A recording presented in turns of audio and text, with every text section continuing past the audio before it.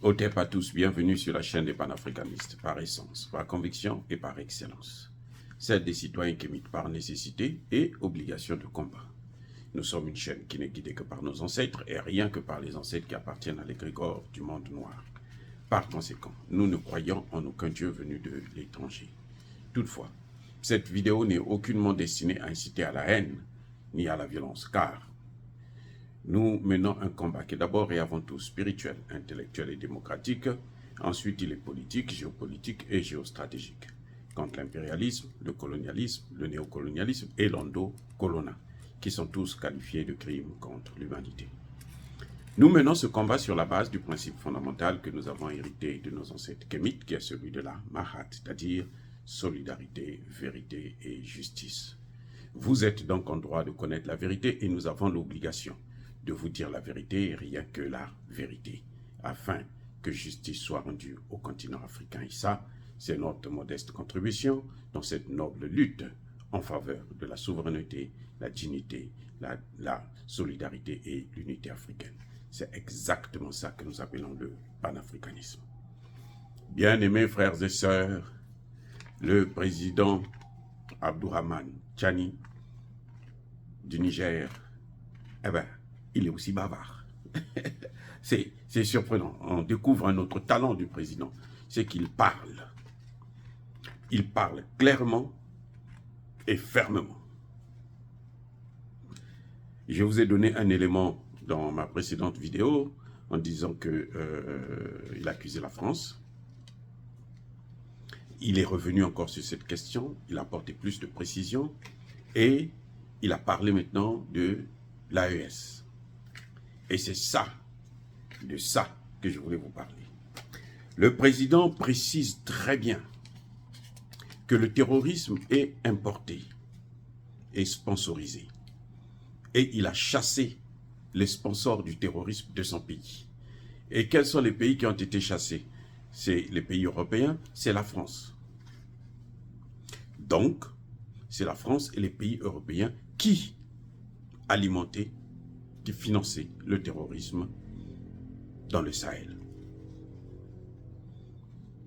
C'est vrai, vous allez me dire, mais les États-Unis, oui, les États-Unis aussi sont là, parce que ce sont eux qui ont fait la guerre. Ils ont fait la guerre en Libye, et c'est de là qu'ils sont partis. Barack Obama savait, il était conscient qu'en faisant la guerre en Libye, eh ben, il devrait déstabiliser toute la région. Mais il l'a fait quand même parce qu'il voulait justement que la région puisse être déstabilisée. Donc, le président Tchani a dit clairement que moi, je me suis débarrassé d'eux. Les Américains, c'est sûr qu'ils vont partir aussi. Mais le problème que je voudrais cette fois-ci aborder, c'est l'aspect même de l'Alliance des États du Sahel. On a créé l'Alliance des États du Sahel sur le domaine de défense et de sécurité parce qu'il y avait urgence. Et c'est cette alliance, comme l'a dit le président lui-même, qui a empêché à ce que le Niger puisse être attaqué. Parce que lorsque la CEDEAO prend les sanctions, le coup d'État a eu lieu le 26, ou la révolution a eu lieu le 26, le 30, le Niger et les autres pays de la CEDEAO prennent des sanctions. Et non seulement ils ont pris des sanctions qui sont très très dures, parce que les sanctions qu'ils ont prises, jamais au monde, un pays n'a expérimenté ce genre de sanctions. Et de surcroît, c'est un pays sans littoral. Donc c'était vraiment pour asphyxier, pour tuer le peuple nigérien. Et ça, je crois que l'histoire ne devrait jamais oublier ça. Que la France a manipulé les leaders africains pour qu'ils puissent exterminer la population du Niger. Combien de gens sont morts à cause de la coupure d'électricité? Combien? Eh oui. Donc, vous voyez, c'était cruel. Les Nations Unies l'ont dit. Si les Nations Unies arrivent à sortir le mot cruel et inhumaine, c'est qu'il y a quelque chose qui ne va pas, c'est que c'est grave. Et ça, la responsabilité de Macky Sall, de Patrice Talon, de Alassane Ouattara, de Bola Tinubu, ne sera inoubliable. Même si, moi je vous dis encore que Bola Tinubu a joué avec eux, parce que c'est Bola Tinubu qui a évité la guerre, entre autres. Parce qu'il savait que s'il fait la guerre, lui-même il risquera de tomber, ça va déstabiliser le Nigeria automatiquement. Et lui n'a pas voulu faire comme Alassane Ouattara qui a sacrifié son port, Patrice Talon et Macky Sall qui ont sacrifié aussi leur port. Il n'a pas voulu faire ça. Mais, quand même, il a pris des sanctions. Alors, il y a un point qui est très important que le président Tchani a soulevé.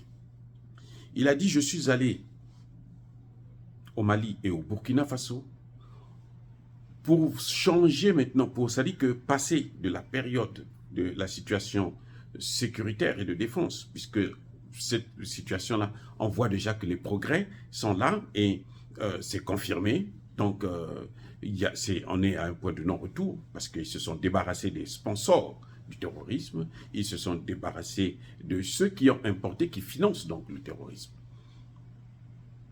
Et maintenant, ils ont des armées qui luttent efficacement. Donc, il faut passer à la deuxième étape. La deuxième étape, c'est, bien entendu, une alliance politique et monétaire. Il a bien précisé. Et il a insisté sur la souveraineté et la souveraineté monétaire. C'est vrai, quand on lui a posé la question de savoir est-ce qu'on aura donc une monnaie, il n'a pas voulu répondre. Il a dit non, ça, ce sont les experts qui vont annoncer cela. Moi, je ne rentre pas dans cette affaire-là. Moi, je vous dis tout simplement que nous voulons la souveraineté totale. Donc, sur ce point, il n'y a aucun doute que le franc CFA est mort. Le franc CFA, c'est terminé. C'est terminé dans les États du Sahel d'abord. Mais nous sommes convaincus que ça va suivre. Et c'est là où je me dis que la CEDEAO est en train de rendre un service à l'AES. Parce que si la CEDEAO ne se lance pas, ça va demander à ces États-là d'être encore plus lents, hein, parce qu'ils vont prendre leur temps et tout, réfléchir comme en Afrique centrale, où ça fait plus de 10 ans qu'ils sont en train de réfléchir s'il faut changer de monnaie ou pas. 10 ans. Vous voyez, les chefs d'État, là, ils ont besoin de 10 ans pour comprendre que le CFA, là, ce n'est pas bon. Non, ils n'ont même pas encore pris, puisqu'ils n'ont pas pris la décision de changer le CFA.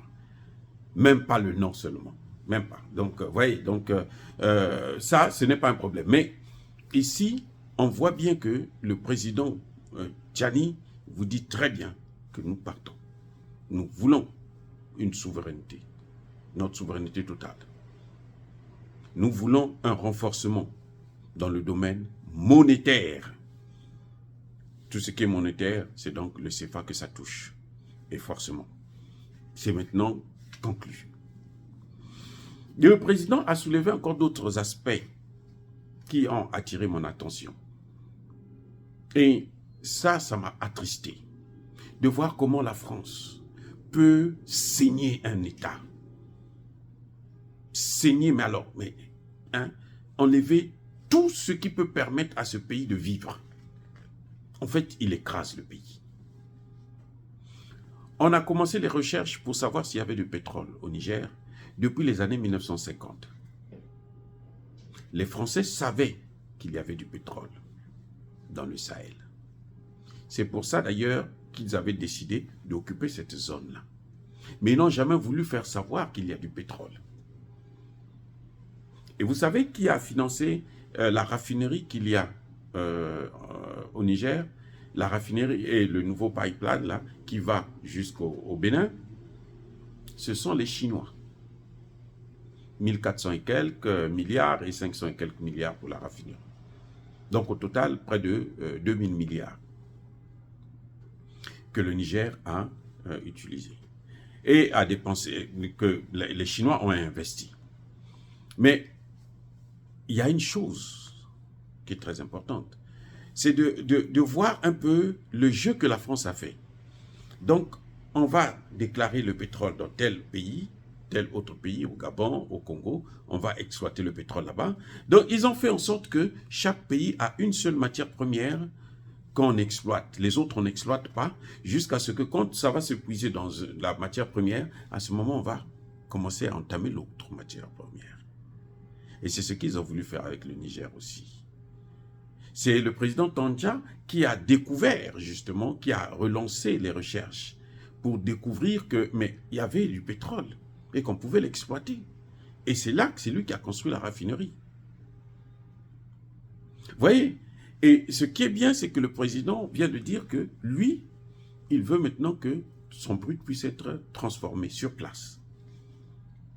Ça ne va plus être transformé ailleurs, ça va être transformé sur place au Niger.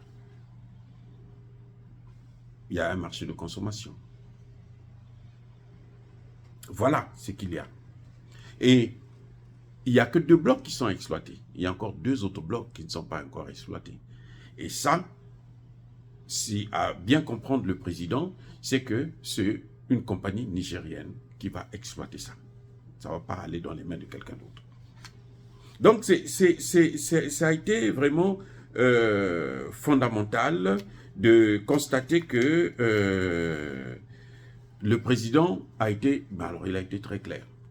Et il est revenu encore sur les accords, les conventions qui ont été dénoncées concernant les taxes et les impôts.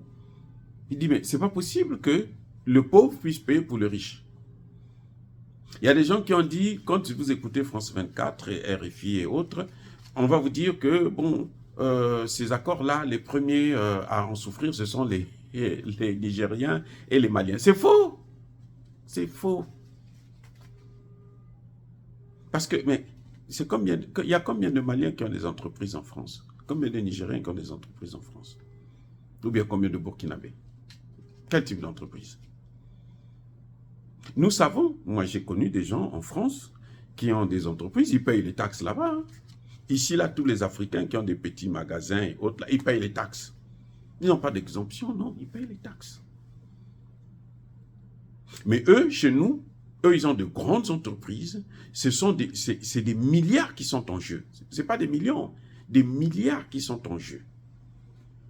Que eux, ils prennent encore. Donc, c'est-à-dire que avec la France, c'est-à-dire que c'est nous saigner, quoi. C'est nous dépouiller de tout.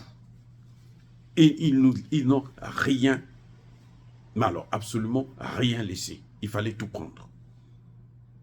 C'est ça, la diplomatie française. Dieu merci, avec les États du Sahel, tout ça a été dénoncé. Et j'espère que les autres pays vont suivre. J'espère que les autres pays vont suivre. Parce qu'on ne peut pas continuer comme ça. Nos jeunesses, là, ils veulent de l'emploi. Si on transformait nos matières premières chez nous, je crois qu'on n'aurait pas besoin de quitter l'Afrique pour aller en Europe, pour aller chercher du travail, pour aller chercher une meilleure vie. Non, ça allait peut-être être le contraire. Et c'est ce qui va arriver. Donc voilà, c'est clair. Maintenant là, il n'y a rien à faire. Le CFA, il est mort. On ne peut plus le ressusciter, c'est fini. Macron peut faire tout ce qu'il veut, hein, avec Macky Sall, Alassane Ouattara, Patrick Talon. Le CFA là, il ne peut plus survivre. Dire cela, c'est inciter à la haine ou à la violence? Non. Il n'y a pas colère, il y a mal aimé. Encore une fois de plus, bien-aimés frères et sœurs, je persiste et je signe. Soyez bénis, abondamment bénis, par le Dieu des Kémites et par nos ancêtres angélisés. Mais que tous ceux qui persécutent le continent africain, le pillent et le déstabilisent, qu'ils soient noirs, blancs, chinois, arabes, indiens ou qui qu'ils soient punis, maudits, foudroyés, neutralisés, écrasés, effacés par ce Dieu des Kémites et par nos ancêtres angélisés. Vive l'Afrique éternelle, j'ai dit et j'assure.